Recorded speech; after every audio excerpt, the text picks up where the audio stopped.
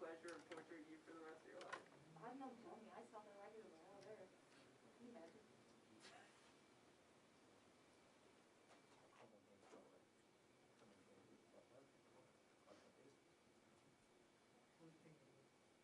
You have both shots now?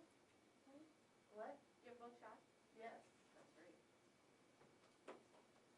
Why do you think I'm exposing myself to y'all's clues? Sounds like he's good to me.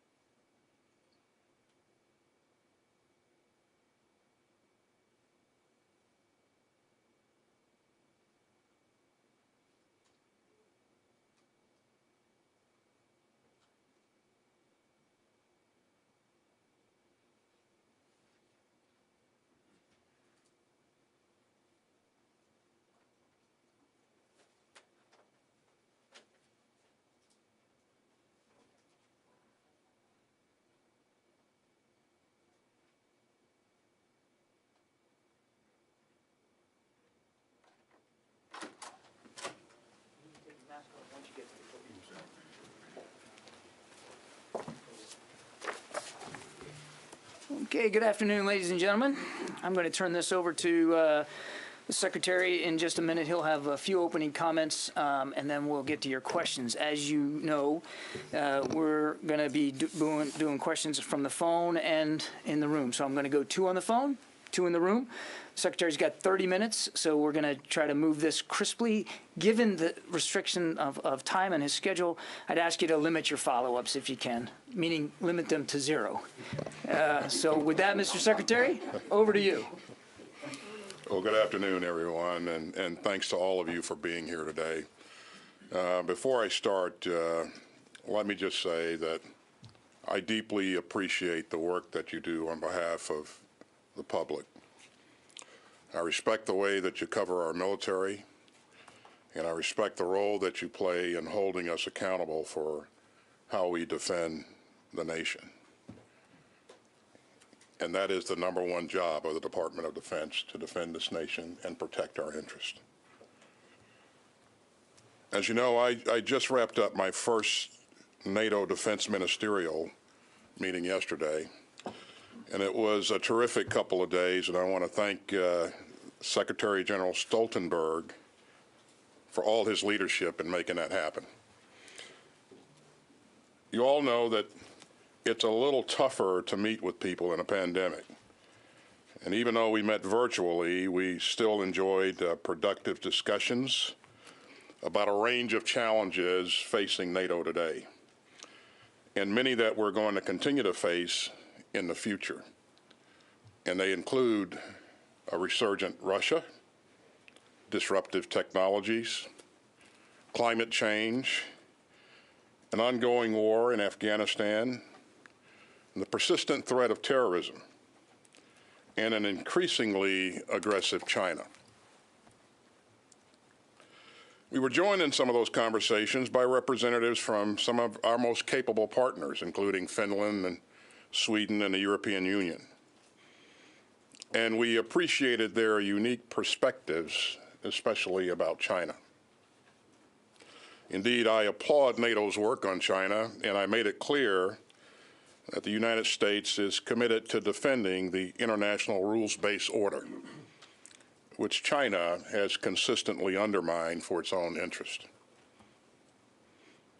We here at the Pentagon and the Department of Defense view China as our primary pacing challenge, and we believe NATO can help us better think through our operating concepts and investment strategies when it comes to meeting that challenge.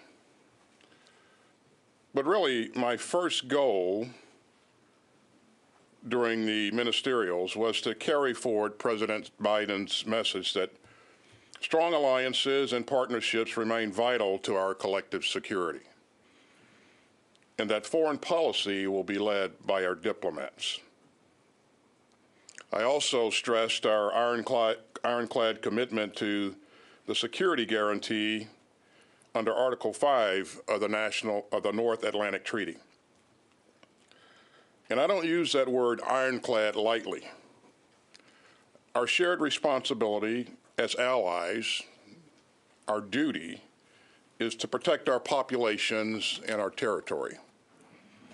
And to meet that duty, we require what the Secretary General refers to as credible deterrence and defense, which I believe means that we must, each of us, do our part to procure, prepare, and provide ready forces and capabilities.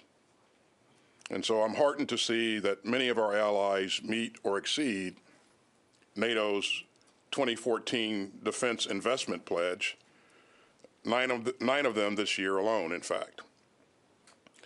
And now we're into our 7th year of steady defense spending increases.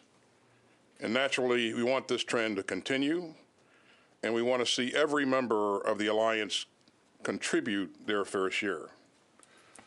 We recognize that this isn't always easy, but collective security rarely is. And neither are the missions that we're conducting in Iraq or Afghanistan easy. We set aside a good bit of time to talk about those two places. And on Iraq, I reiterated our strong commitment to the defeat of ISIS and to supporting Iraq's long-term security, stability, and prosperity. That's a commitment that I made to my Iraqi counterpart and the Iraqi Minister of Interior just the other day after last weekend's deadly rocket attack in Erbil. I also welcomed an expanded NATO mission in Iraq that responds to the desires and aspirations of the Iraqi government. With respect to Afghanistan, I walked our allies through our thinking as the new administration comes to grips with the reality on the ground.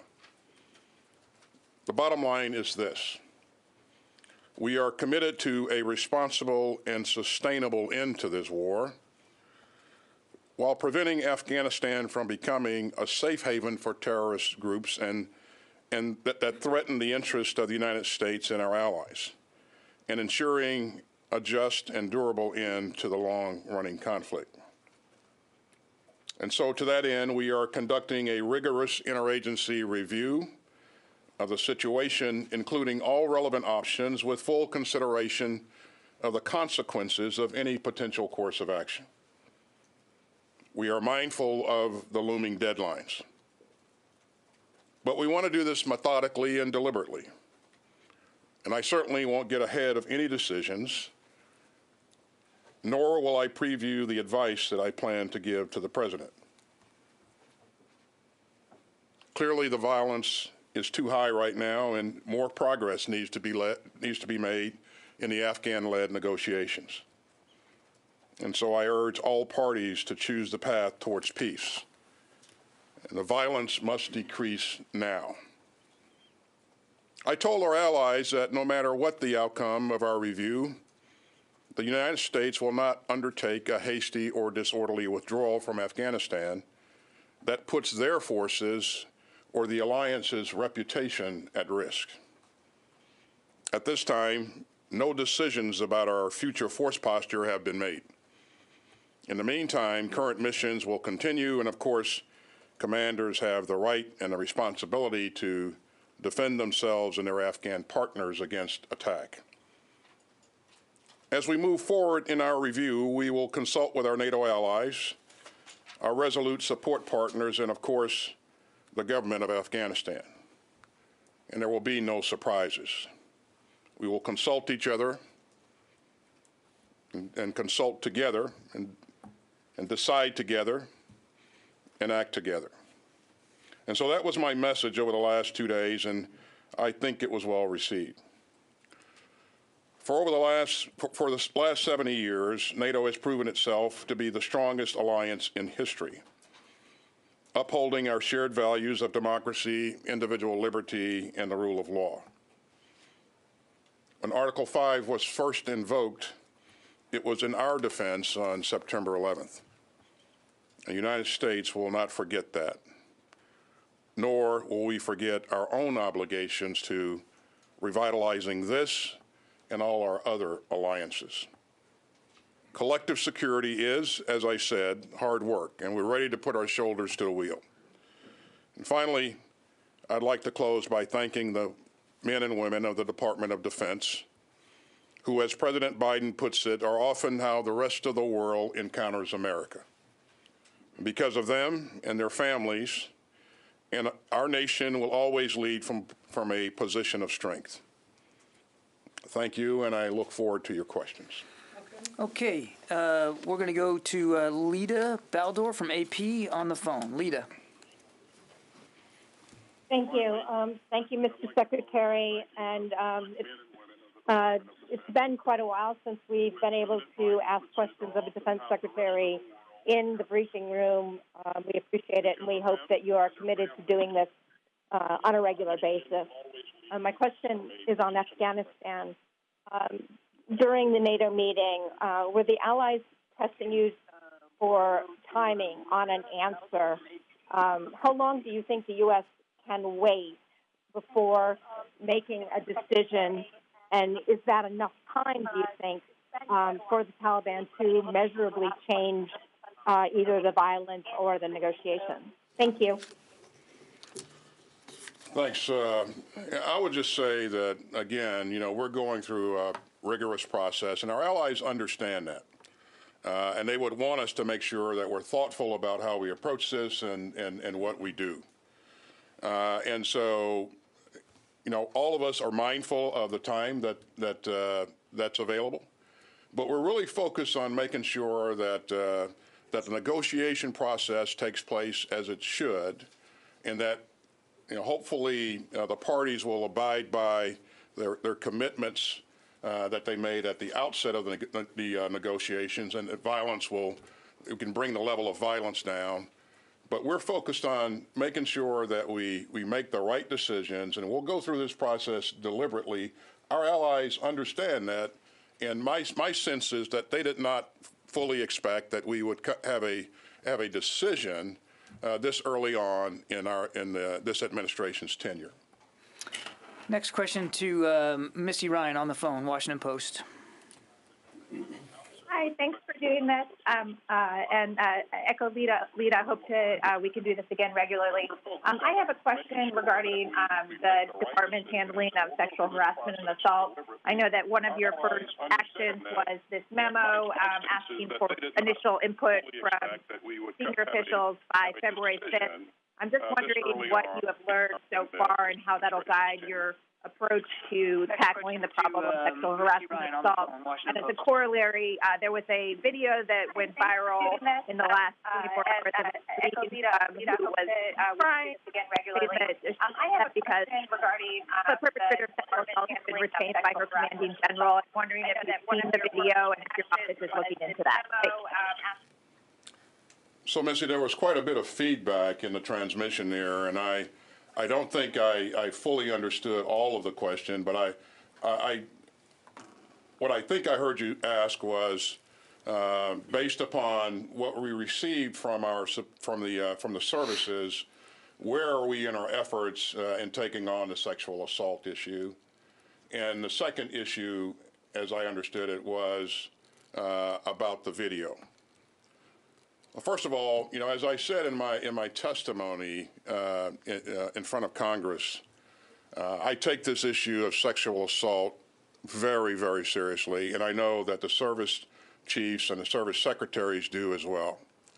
And so the collection of the data is a first step, but you can look for us to take additional steps in looking in detail at ourselves and what's worked, what hasn't worked, and what measures we need to take going forward to ensure that we provide for a safe and secure and productive environment for our teammates. I think any other approach is, in my view, irresponsible. We've been working at this for a long time in earnest, but we haven't gotten it right. And my commitment to our soldiers, sailors, airmen, and Marines and dependents is we're going to do everything that in our power to get it right. Regarding the video, I found the video deeply disturbing, and I've asked my staff for additional information, and I'll leave it at that. Tom? Mr. Secretary, at your confirmation hearing a month ago, you talked about the problem of domestic extremism in the military. I'm wondering now, weeks on, do you have any sense of the scope of the extremist problem in the military, any data, any numbers about who's kicked out, who's not let into the military? And if not, do you still hope to get some data? And also, it's now prohibited under DOD regulations to be an active member of an extremist group, but okay to have simple membership. Do you, will you move to change that, bar all membership in such groups?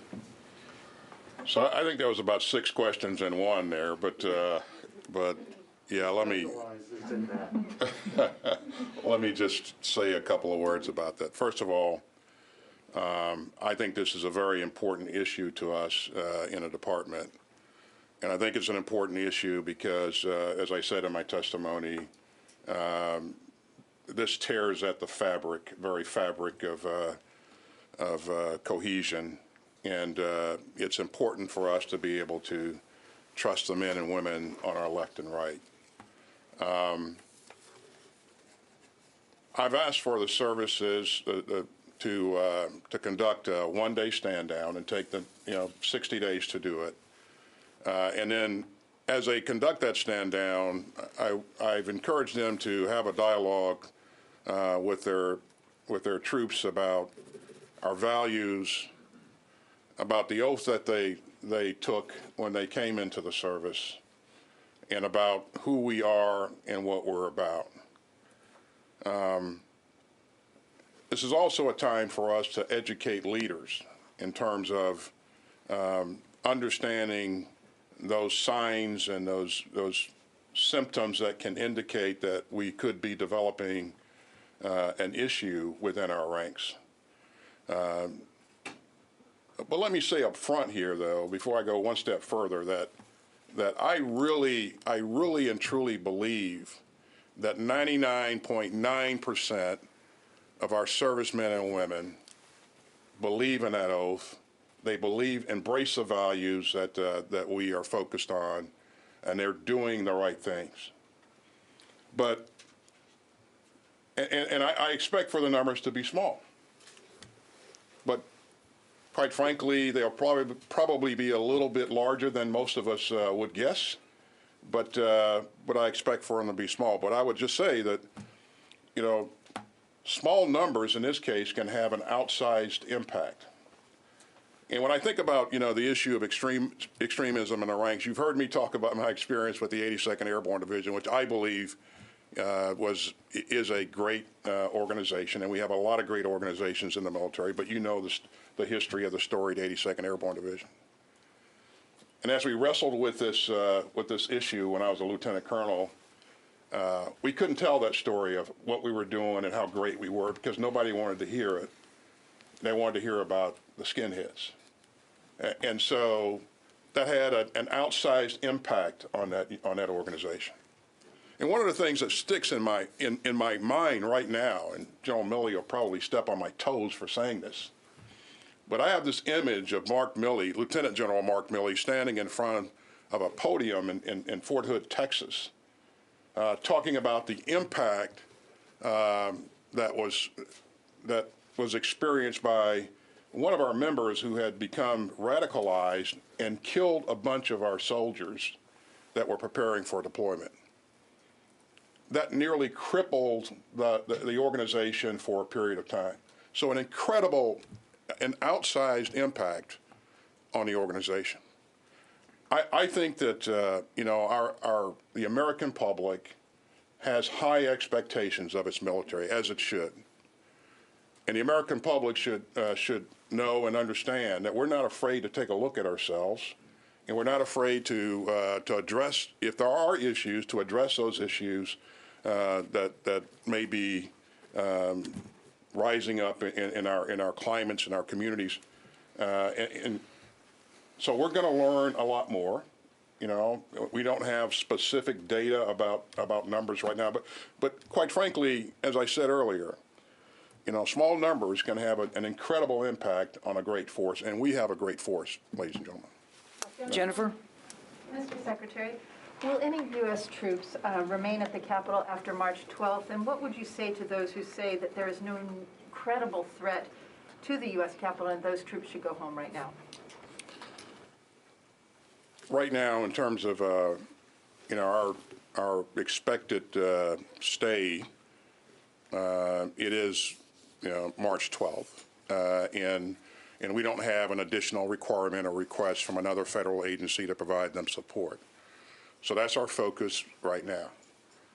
But while I'm talking about them, let me just emphasize the tremendous work that our guardsmen have been doing. And you've seen the weather that we've had lately. They are out there on point, on guard, in support of other federal agencies, protecting our lawmakers. And I can't say enough about them. And I'm really proud of what their leadership is doing also to take care of them while they're doing this tough work. But presently, we don't have any additional requirements beyond the one that we talked about. Incredible threat? Jennifer, I mean, it's probably not appropriate for me to talk about intelligence matters from this podium, but I would just tell you that we will continue to assess the threats as we go forward, and decisions will be based upon what we believe is credible or not. I told them when I went to see them the other day that my plan is to not keep them there one day longer than is necessary. Having said that, they know and understand that if our lawmakers need help, they need protection, they stand ready to provide that protection. But again, March 12th is what we're focused on now. Okay, I'm going to go to the phones. Phil Stort, Reuters. Yes, hi, Mr. Secretary. On your call with your Saudi counterpart, what message did you deliver about the war in Yemen and how this administration and this Pentagon will approach threats to the Kingdom of Saudi Arabia emanating from Yemen? Well, I certainly consider that call to have been a good call. It was certainly reestablishing connectivity with the Crown Prince, who is also the Minister of Defense, my counterpart. As you know, President Biden has been clear about the fact that we will no longer support offensive operations, the Saudis' offensive operations into Yemen. And so they've heard that message loud and clear. And in terms of specific issues that I would have covered with the Crown Prince, we provide a readout, but and I'm certainly, I look forward to having issues or talking about issues of substance in these conversations. But I certainly won't provide details of the conversation from the podium here. So. Okay, because of time, I'm going to go back into the room now. We'll go one for one until we run out of time. Helene? Mr. Secretary, thank you for doing this. I have two questions, but they're connected. The first one is, you said that you found the viral video, they're both related to females in the military. You found the viral video very disturbing, but in this video, this female Marine says, and I quote, "This is why females in the military kill themselves."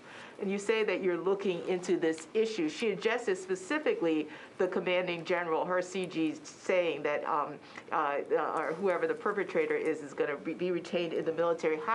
What kind of message are you going to be sending to sort of the CGs, the captains, the brigade commanders throughout the military about how they deal with this issue? And connected to that, my second question is on specifically the issue of Laura Richardson and Jacqueline Van Oos. Your predecessor told us that he withheld their promotions because he was afraid of how President Trump would react to them. Are you going to be forwarding these promotions for these two women to President Biden?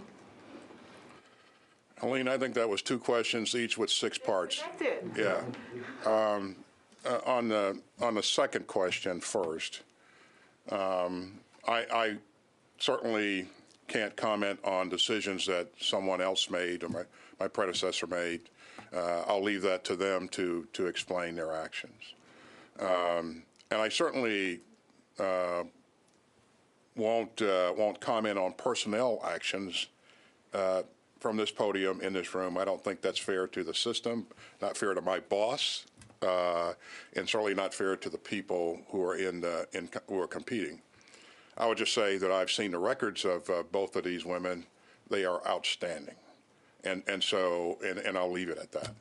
On the issue of sexual assault, and what is going to be done, and what I'm going to emphasize to commanders, I think we need to consider who I am and where I fit in the judicial process or chain, and we want to make sure that I preserve my ability to adjudicate or take action or whatever needs to happen. But the first things first. We have to get the facts. We have to understand what just happened. And let me also say that I care about each and every one of our troops, and certainly I'm going to ask that her chain of command make sure that someone is looking out after her needs and make sure that we're taking care of her. So. Okay, back to the phone here. Tara Kopp from McClatchy. We have to get. Thank you, Mr. Secretary, for doing this. I also have a question about the National Guard. A few weeks ago, the Adjutant General for the state of Washington and California said that the domestic demands on the Guard, whether they're wildfires or storms or domestic unrest, are expected to continue in future years. And what really needs to happen is we need to increase the end strength of the Guard. I was wondering if you've talked to the National Guard about this and if you're considering requesting an end strength increase for Guard numbers to address these future domestic threats. Thank you. Again, I'm really proud of the work that our Guard has done. I mean, it's and continues to do.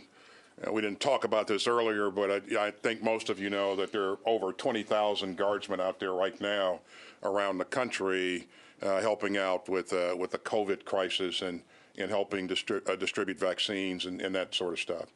So they are having a tremendous positive effect on our country, and they're doing great work, and I'm really proud of them. In terms of end strength, that's a conversation that I've not had with the chairman or the chief of the Guard, and certainly I think when they feel that it's appropriate, if that's their concern, then they'll bring the issue forward. But to answer your question, we've not had those discussions. The last question today is going to go to Tony, then we're going to have to wrap up. A China question? I have a China question. Do you see any areas of cooperation with China? You talk about a pacing threat, pacing challenge. This is 4 years we've heard the rhetoric. What areas do you see potential cooperation to lower the tensions between our two nations? I would say that you know, anything that we do will be based upon our best interest, and so there no doubt are some areas where we will see common interest, and there may be an opportunity to engage, but it will be from the standpoint of promoting our best interest. Now, having said that, from a Department of Defense standpoint, as I mentioned earlier, you know, my number one concern and my number one job is to defend this country and protect our interests. And so we are in this department are going to do everything possible to ensure that we have the right operational concepts, the right plans in place, and that we resource those plans with the right capabilities to present a credible deterrence to not only to China or any other adversary who would want to take us on. Thank you. Thanks, everybody. We have to call it quits right there. Thank you so much. Thank you very much. Are you ready Thank you, to everybody. fight tonight against China? Thanks, everybody. Thank you. Thank you.